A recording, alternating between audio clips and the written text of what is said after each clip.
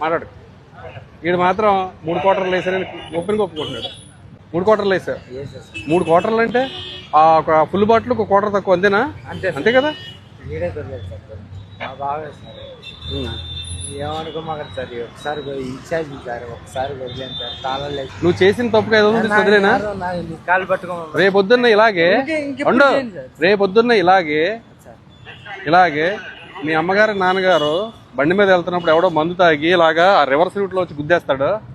వాడికి కూడా 500 ఇచ్చేసి ఇంటికి పంపించేస్తావా? మీ అమ్మగారికి మీ నాన్నగారికి చాలా తీవ్రమైన గాయాలు అవుతాయి. అమ్మ నాన్న లేరు, అందుకని ఇలా తయారు. పాపం మేస్త్రి దగ్గర పని చేసుకునేవాడు. అదే ఇన్ఛార్జ్ చెప్తాను, నువ్వేమో పని